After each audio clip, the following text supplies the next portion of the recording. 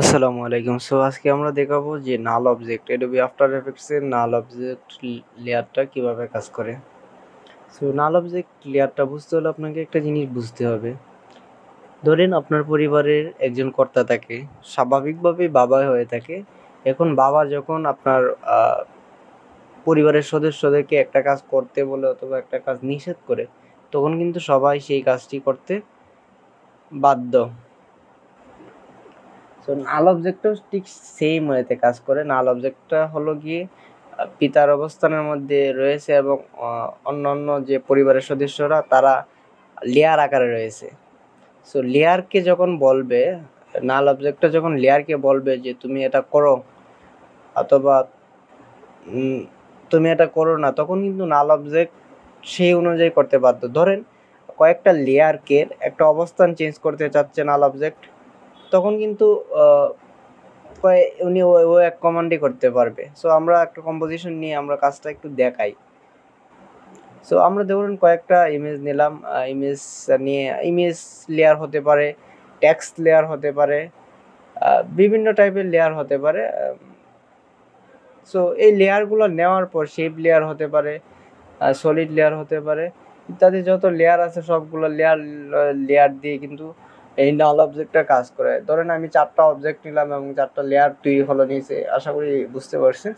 এই লেয়ারগুলোকে যখন ধরেন আমি চাচ্ছি 4টা যে আছে, 4টা যে অবজেক্ট আছে, সেই 4টা অবজেক্টটাকে এমন একটা কমান্ড দিতে যেন সে এক কমান্ডে 4টাই কাজ করে। অনেক সময় বড় বড় প্রজেক্টে আমাদের প্রয়োজন হবে। আমরা এক কমান্ডে যখন আমরা কাজটা করে নিব, সবগুলোর কাজটা যখন করে নিতে পারবো, তখন কিন্তু আমাদের সময় কম লাগে। তার জন্য আমাদের নাল অবজেক্ট।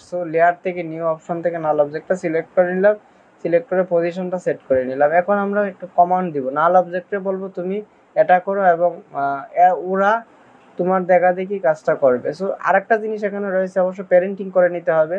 আমরা যদি প্রথমটা এবং শিফট ধরে শেষেরটা ক্লিক করি এবং প্যারেন্টস অ্যান্ড লিঙ্ক অপশনে গিয়ে যদি নাল অবজেক্টটা সিলেক্ট করে দিই, তাহলে কিন্তু নাল অবজেক্টটা হয়ে যাবে। তারপরে গিয়ে নাল অবজেক্টটাকে কি করব, আমরা কমান্ড দেব, বলবো যে তুমি এই পজিশনটা চেঞ্জ করো, তুমি স্কেল করো, তুমি রোটেশন করো। তখন কিন্তু নাল অবজেক্টের একই কমান্ডে নাল অবজেক্ট চেঞ্জ হবে না, তার যে অবজেক্টগুলা, তার যে সন্তান আদি রয়েছে, তারা কিন্তু চেঞ্জ হয়ে যাবে। মানে এই কমান্ডগুলো আপনার ইচ্ছা দিবেন। আশা করি জিনিসটা একটু কনসেপ্টটা আন্ডারস্ট্যান্ড করতে পারছেন। যদি কনসেপ্টটা আন্ডারস্ট্যান্ড করতে পারেন, তাহলে কিন্তু খুব বেশি কঠিন কিছু হবে না।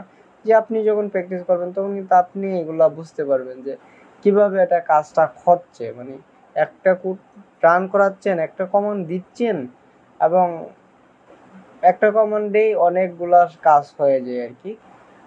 সেনাবাহিনীতে যেমন হয়, এক সেনা প্রধানের কমান্ড দিল, পুরো সেনাবাহিনী কিন্তু সেই কমান্ড অনুযায়ী কাজ করতে পারত। নাল অবজেক্টটাকে অনেকটা সেই রকমই কিন্তু মনে করতে পারেন আর কি। আমরা টিফিএম টোফিএম নিয়ে অনেকগুলো জিনিসই করলাম, যাই হোক। এবং প্রিভিউ দিয়ে এই জিনিসগুলো আসলে দেখলাম, যদি একটু পজিশনটাকে আর একটু বেশি কমান্ড দিলে আরও সুন্দর দেখাতো। হাউএভার আই থিঙ্ক জিনিসটাকে আমরা আপনাদের সামনে ভালোভাবে উপস্থাপন করতে পারি কিনা জানি না, বাট কমেন্টের মধ্যে অবশ্যই জানাবেন। আর বিষয়টা যদি বুঝতে কোনো সমস্যা হয়, অবশ্যই কমেন্টে জানাবেন। ধন্যবাদ, ভালো থাকবেন, সুস্থ থাকবেন, আল্লাহ হাফেজ।